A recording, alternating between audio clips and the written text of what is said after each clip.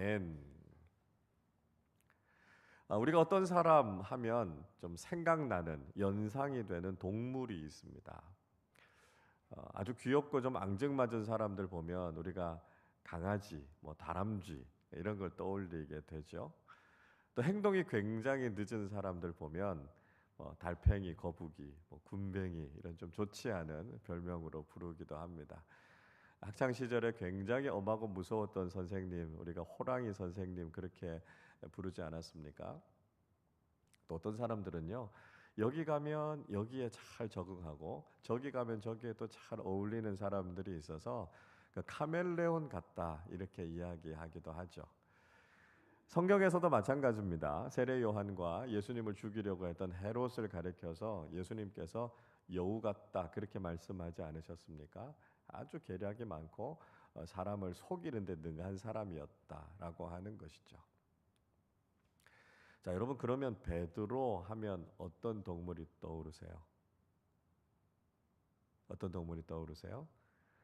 에, 오늘 설교 제목을 살짝 컨닝을 하시면 금방 아실 수 있는데요. 닭입니다. 닭. 베드로 하면 닭이 떠오르는 이유는 뭐냐 하면 닭울음 소리를 듣고 베드로가 회개를 하게 됐죠. 오늘 본문의 내용이기도 합니다. 예루살렘에 가면 베드로 통곡교회라고 하는 교회가 있습니다. 오늘 본문의 사건처럼 베드로가 닭울음 소리를 듣고 자신이 예수님을 3번 부인한 것에 대해서 회개하고 돌이키게 됐지 않았습니까? 그래서 그걸 기념해서 교회가 세워져 있습니다. 근데 한국교회 성도님들이요, 이 교회를 가리켜서 자꾸 베드로 통닭교회 이렇게 이야기합니다. 치킨을 하도 좋아해서 그런지 자꾸 그렇게 부르는데요. 정확한 명칭은 베드로 통곡교회입니다. 이 교회의 지붕 위에는 짐작하시는 것처럼 십자가가 새겨져 있는 것이 아니라 닭이 올라가 있습니다. 자, 베드로에게 있어서 이 닭이 의미하는 게 뭘까요? 그게 우리에게 주고 있는 교훈이 무엇이겠습니까? 베드로라고 하는 사람, 우리가 잘 아는 것처럼 굉장히 다혈질이고 성격이 급한 사람이었습니다. 베드로는요, 항상 생각보다 말이나 행동이 먼저 나가는 사람이었습니다. 성경을 읽어보면 여러 군데에서 우리가 그걸 확인할 수 있죠. 마태복음 14장의 말씀을 읽어보면 예수님의 제자들이 배를 타고 갈릴리 호수를 건너가게 됩니다. 그러다가 풍랑과 바람을 만나게 돼서 배가 이리저리 흔들리고 뒤집어질 위기에 처하게 됐습니다. 멀리서 예수님께서 그 배를 바라보시고 제자들을 구해야 되겠다 생각하시고 그냥 물 위로 걸어오셨습니다. 그때 시간이 밤 사경이었으니까요. 새벽 4시 한 5시 이 정도 됩니다. 그 캄캄하게 어두울 때 물 위로 뭔가 걸어오니까 제자들이 귀신인 줄 알고 얼마나 놀랐겠습니까? 그러니까 예수님의 마음은 조금이라도 빨리 제자들을 구해야 되겠다 그렇게 생각해서 오셨는데 그런 평범하지 않은 방법 때문에 제자들이 기겁을 한 거죠. 예수님께서 나다 안심해라 이렇게 이야기하시고 풍랑을 잔잔하게 하셨습니다. 자, 그때 베드로의 주특기가 나오지 않습니까? 베드로가 예수님께 뭐라고 부탁합니까? 주님, 만약 주님이시면 제게 명령하셔서 물 위를 걸어오라 이렇게 말씀해 주십시오라고 이야기합니다. 예수님께서 오라 말씀하시죠. 그래서 베드로가 물 위를 걷지 않습니까? 물론 몇 발자국 걷지 못하고 물속에 빠지게 되기는 했습니다만 베드로는 물 위를 걸은 사람이 됐습니다. 그러니까 베드로가 그 정도로 용감하고 아주 적극적인 신앙인이었다라고 하는 것이죠. 일반적으로 베드로와 잘 비교되는 사람이 사도 요한이라고 하는 제자입니다. 베드로는 수제자였고요. 요한은 예수님께서 사랑하시는 제자라는 별명이 있었습니다. 그러다 보니까 이 베드로와 요한이 은근히 이렇게 긴장 관계, 이 경쟁 관계 속에 있었어요. 근데 베드로와 요한은 성향이 전혀 다른 사람이었습니다. 베드로는 굉장히 다혈질이고 급한 사람이었는가 하면 이 사도 요한은요 우울질에 가까운 점액질의 사람이었습니다. 그러니까 베드로는 일단 행동하고 보는 겁니다. 근데 요한은요 생각하고 또 생각하고 하다가 겨우 행동하는 사람이 요한이었습니다. 그러니까 그러니까 두 사람의 성향을 잘 보여주는 사건이 성경에 나오는데요. 요한복음 20장의 말씀에 보면 막달라 마리아가 와서 예수님께서 부활하셨다라고 하는 것을 알려줍니다. 그래서 베드로와 요한이 예수님의 무덤을 향해서 달려가지 않습니까? 달리기는 누가 잘했냐 하면 요한이 더 잘했습니다. 그래서 요한이 먼저 예수님의 무덤에 도착했습니다. 근데 문제는 이 요한의 성향이었어요. 요한이 예수님의 무덤 앞까지 가서 보니까 안에 예수님의 세마포가 개어져 있는 것을 보는 겁니다. 이게 무슨 일일까? 한참 생각하고 고민하고 주저하고 있는데 뒤늦게 도착했던 베드로가요, 요한을 확 밀쳐내고 무덤 안으로 쑥 들어간 겁니다. 그러니까 무덤에 먼저 도착한 건 요한이었지만 무덤 안으로 먼저 들어갔던 사람은 베드로였다라고 하는 것이죠. 그러니까 이 정도로 베드로가 굉장히 적극적이고 행동이 빠른 사람이었습니다. 자, 오늘 본문의 내용 속에서도 이런 베드로의 모습을 보게 되죠. 예수님께서 무슨 말씀하셨냐면 이제 예수님께서 체포되실 건데 모든 사람들이, 모든 제자들이 다 예수님 버리고 도망갈 것이다, 그렇게 말씀하셨습니다. 오늘 본문 앞쪽에 있는 31절이 이렇게 말씀합니다. 그때 예수께서 제자들에게 이르시되 오늘 밤에 너희가 다 나를 버리리라. 기록된 바 내가 목자를 치리니 양의 떼가 흩어지리라 하였느니라 말씀하십니다. 예수님께서 체포되시면 제자들이 다 두려워서 도망가게 될 것이다, 그렇게 말씀하셨습니다. 그 이야기를 듣고 예수님의 제자들이 고개를 절레절레 흔들지 않았겠습니까? 우리가 예수님의 제자인데 어떻게 예수님을 버리겠습니까? 그런 마음이 들었을 겁니다. 자, 이런 상황에서 가만히 있으면 베드로가 아니죠. 베드로가 33절에서 이렇게 이야기합니다. 베드로가 대답하여 이르되 모두 주를 버릴지라도 나는 결코 버리지 않겠나이다 이야기합니다. 베드로가 장담을 하지요. 다른 사람들은 다 버려도 저는 예수님 버리지 않겠습니다라고 이야기합니다. 다른 사람들은 다 겁쟁이여서 혹시 예수님이 체포될 때 주님 버리고 도망갈지 모르지만 적어도 이 베드로, 저는 수제자 아닙니까? 전 절대로 주님 버리는 일 없을 겁니다. 이렇게 호언장담을 했습니다. 베드로의 이 말이 끝남과 동시에 베드로를 째려보고 있는 제자들의 눈빛이 보이십니까? 그 혼자만 잘났냐고요? 늘 자기 자랑하고 자기 내세우고 하는 베드로를 보면서 제자들도 막 분노를 참을 수가 없었던 거죠. 그런데 이런 상황에서 예수님께서 전혀 의외의 말씀을 하셨습니다. 자, 오늘 34절 말씀을 우리 한 번 더 같이 읽겠습니다. 예수께서 이르시되 내가 진실로 내게 이르노니 오늘 밤 닭 울기 전에 내가 3번 나를 부인하리라. 예수님께서는 오늘 밤 닭이 울기 전에 베드로가 3번 예수님을 부인할 것이다 라고 말씀하셨습니다. 그러니까 절대로 주님을 버리지 않겠다 장담했던 베드로에게 찬물을 끼얹는 것 같은 말씀이었습니다. 베드로는 그럴 리가 없다고 말씀드렸지요. 35절 보십시오. 베드로가 이르되 내가 주와 함께 죽을지언정 주를 부인하지 않겠나이다 하고 모든 제자도 그와 같이 말하니라 말씀합니다. 주님, 그럴 일 없습니다. 저는 주님과 함께 이미 죽기로 각오했기 때문에 절대로 주님을 버리거나 부인하는 일이 없을 겁니다. 이렇게 다시 한번 강조하면서 이야기했습니다.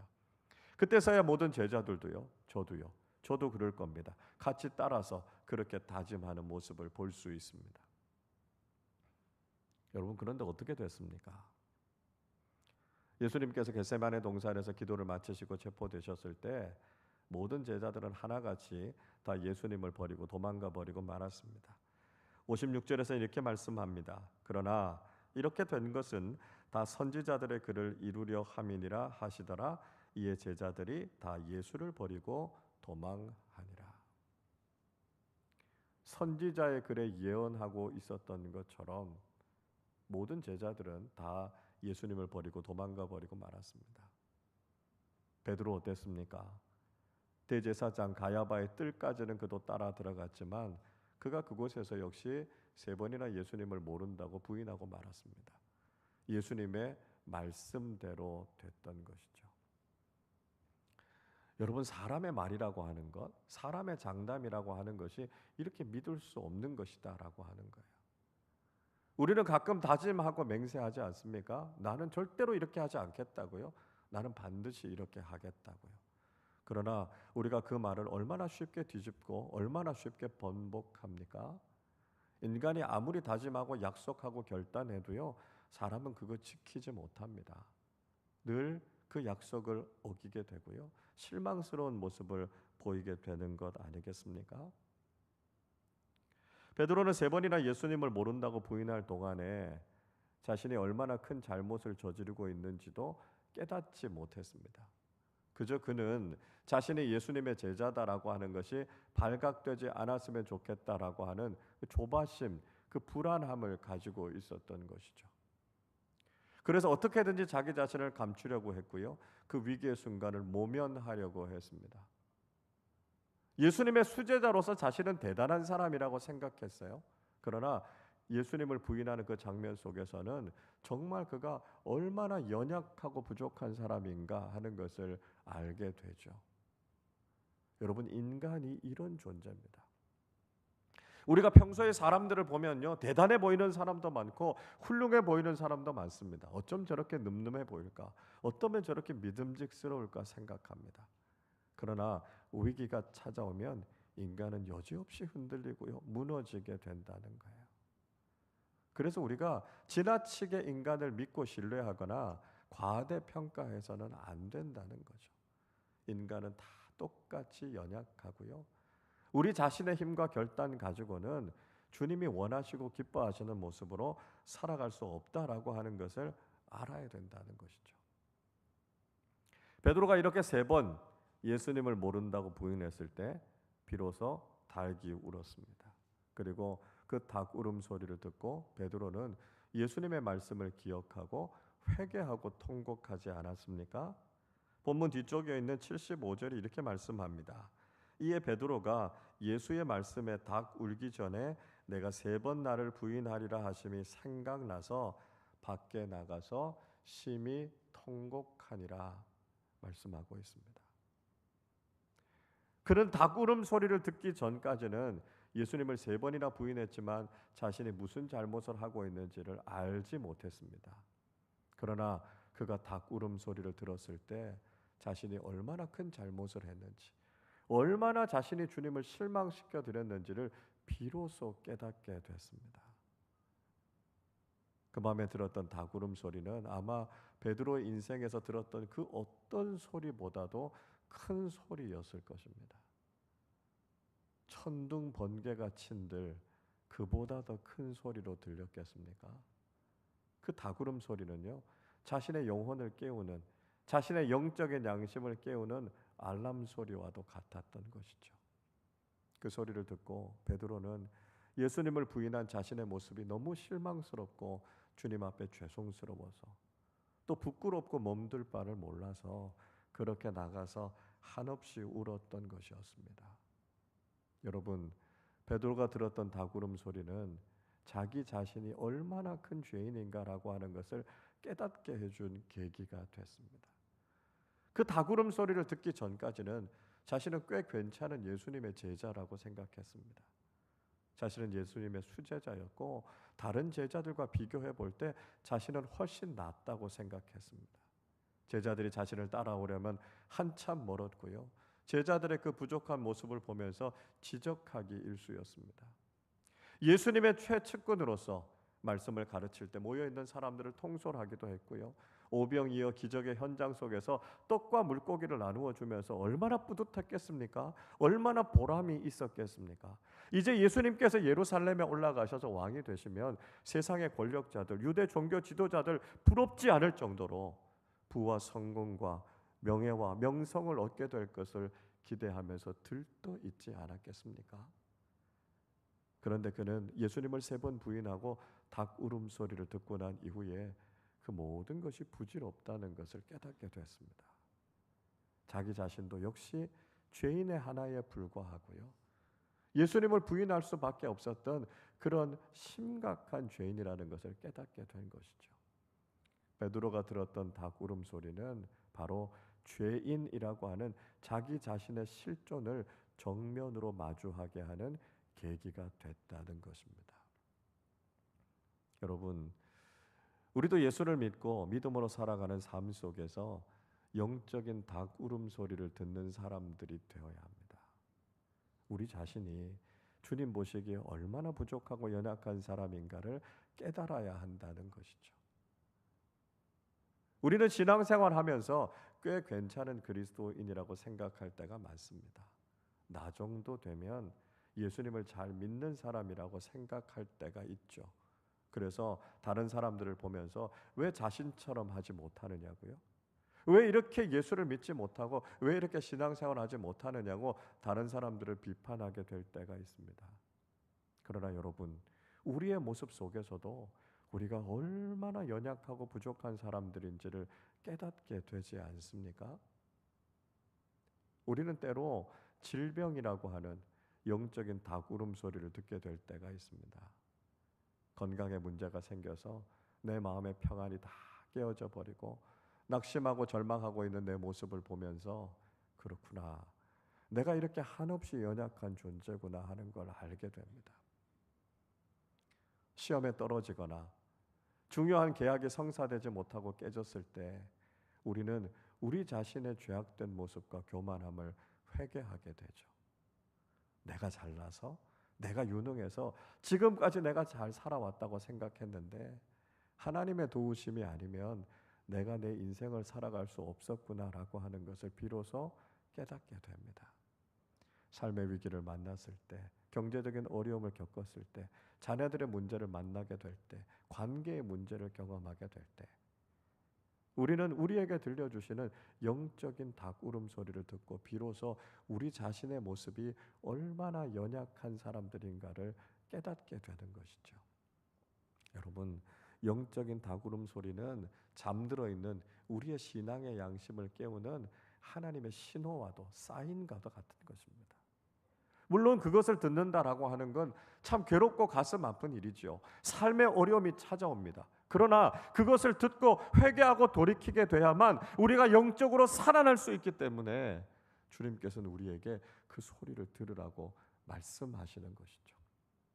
만약에 우리의 영적인 신경이 죽어 있으면요, 우리가 그 영적인 닭울음 소리를 듣지 못하면요, 결국은 회개하고 돌이키지 못해서 멸망하고 맙니다.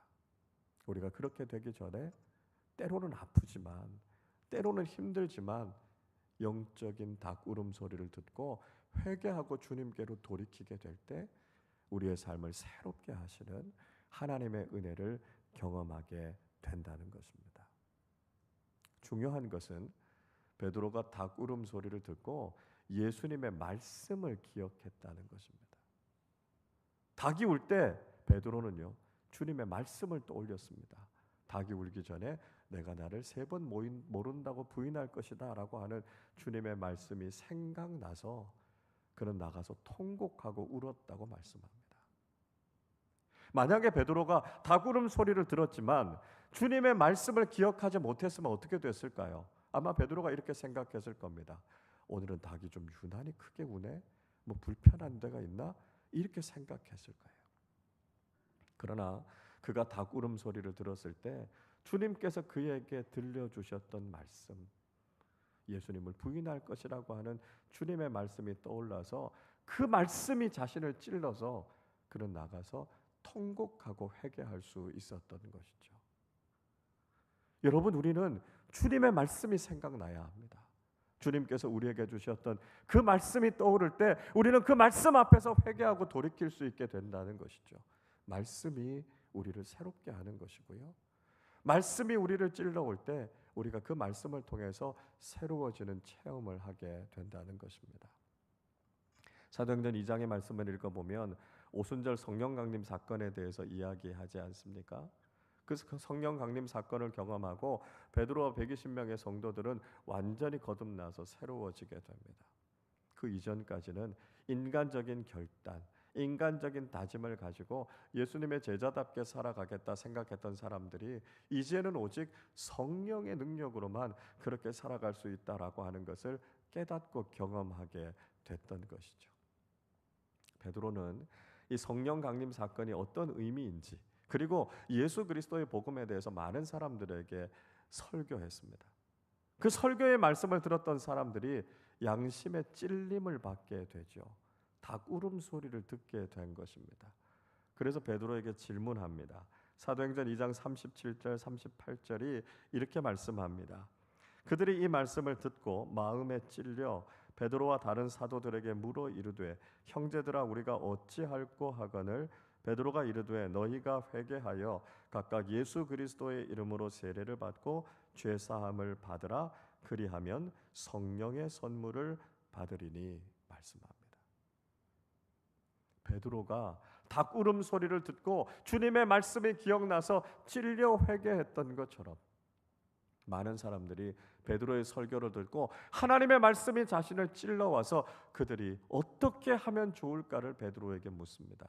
베드로는 회개하고 예수 그리스도의 이름으로 세례를 받으면 성령을 선물로 받게 될 것이다 말씀하셨습니다. 주님의 말씀을 듣고 그 말씀 앞에서 회개하게 될 때 비로소 성령 안에서 새로워진 인생을 살게 된다는 것을 우리에게 분명히 말씀해 주고 있는 것이죠. 여러분, 우리는 일생 예수를 믿고 살아가는 동안 영적인 닭 울음소리를 듣는 사람들이 되어야 합니다.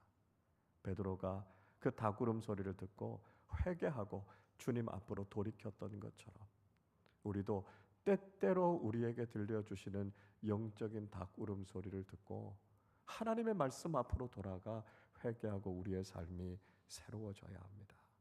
하나님께서 우리를 사랑하시기 때문에 우리를 결코 버리지 않으시고 우리에게 깨닫게 하시고 주님의 말씀 앞으로 돌이키게 하실 것입니다. 주님의 말씀을 듣고 그 말씀 앞에서 우리 자신을 돌아보고 회개해서 주님 안에서 우리의 인생이 완전히 새로워지는 믿음의 사람들이 다 되시기를 주님의 이름으로 축원합니다. 우리 시간에 함께 찬양하고 같이 기도하는 시간을 가지려고 합니다. 주님, 우린 참 연약합니다. 주님, 우린 참 부족합니다. 주님의 은혜가 아니면 살아갈 수 없는 사람들입니다. 우리 시간에 함께 고백하기를 원하고요. 주님의 말씀 앞에서 회개하고 완전하신 주님 앞에서 우리를 새롭게 해주셔서 주님께서 원하시고 기뻐하시는 믿음의 사람들로 살게 하여 주옵소서. 우리 시간에 함께 고백하며 찬양하겠습니다. 주여, 우린 연약합니다. 주여, 우린 연약합니다.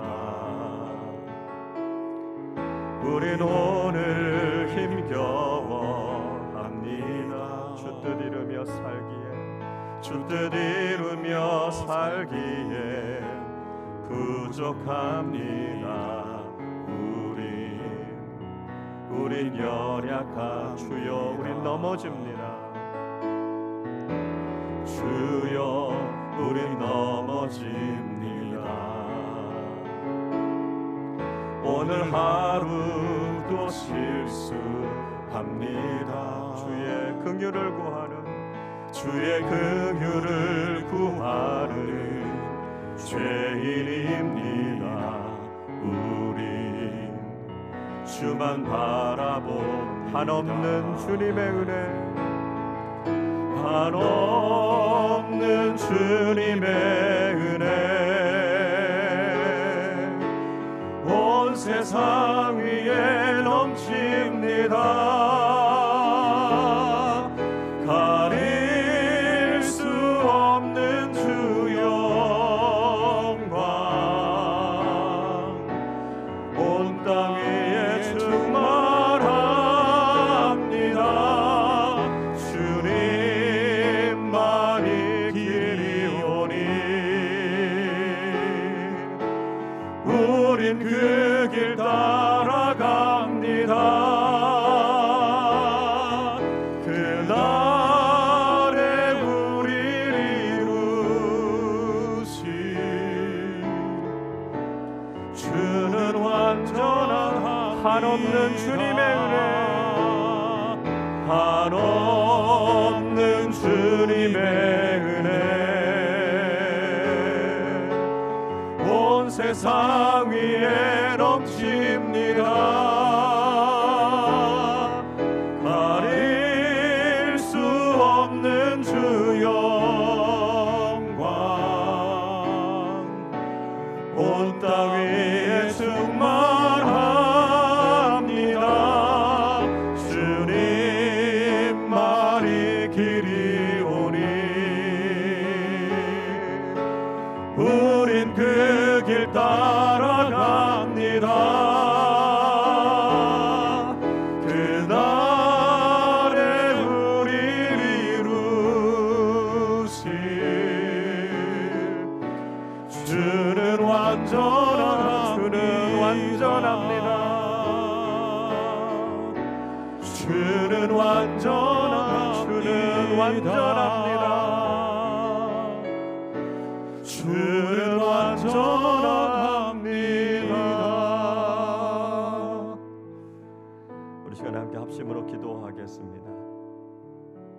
주님, 우리가 베드로처럼 영적인 닭울음 소리를 듣게 하시고 하나님의 말씀을 기억하게 하여 주셔서 회개하고 새로워지는 삶 살게 하여 주옵소서. 십자가의 은혜와 부활 신앙을 회복하게 하여 주셔서 온전하게 주님 따르는 제자들 되게 하여 주옵소서. 4월 한 달도 우리가 오직 주님을 따르며 주님께서 주시는 평안함, 구원의 감격과 기쁨이 충만한 이 한 달의 삶을 살아가게 하여 주시옵소서. 우리 말씀을 생각하며 함께 합심으로 기도하겠습니다. 하나님 아버지, 감사합니다. 우리를 사랑하시고 연약하고 부족하고 허물이 많은 우리지만 주님께서 우리를 포기하지 않으시고 사랑하여 주심에 감사를 드립니다. 베드로를 포기하지 않으시고 그에게 닭울음 소리를 듣게 하시고 주님의 말씀을 기억하게 하여 주셔서 그로 하여금 회개하고 돌이키게 하셨던 것처럼 우리의 삶 속에 들려주시는 영적인 닭울음 소리를 통해 주님의 말씀을 떠올리게 하시고 주님의 말씀 앞에 회개하고 돌이키게 하여 주셔서 우리의 인생이 새로워질 수 있도록 주님 은혜를 베풀어 주시기를 원합니다. 오직 예수 그리스도의 십자가를 붙잡게 하시고 부활의 능력이 우리 안에 새로워질 수 있도록 주님 인도하여 주시기를 원합니다. 우리는 연약하고 우리는 부족하지만 온전하게 주님만을 따라가는 제자들이 될 수 있도록 주님 인도해 주시기를 간절히 소원합니다. 하나님, 우리의 인간적인 힘과 능력을 의지하지 않게 하여 주시고 오직 주님의 말씀 따라가는 우리 모두가 될 수 있도록 주님 인도하여 주시옵소서. 그래서 오직 십자가의 신앙으로 부활의 능력으로 우리의 삶이 새로워지게 하여 주시고 흔들림 없는 믿음 가지고 살아갈 수 있도록 주님께서 은혜를 베풀어 주시기를 원합니다.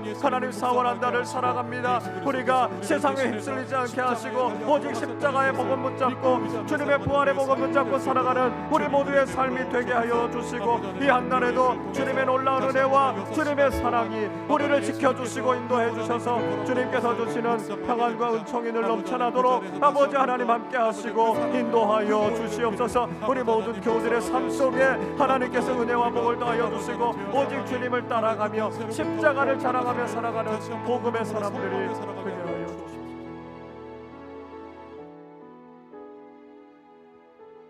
하나님 아버지, 그 사랑과 은혜에 감사를 드립니다.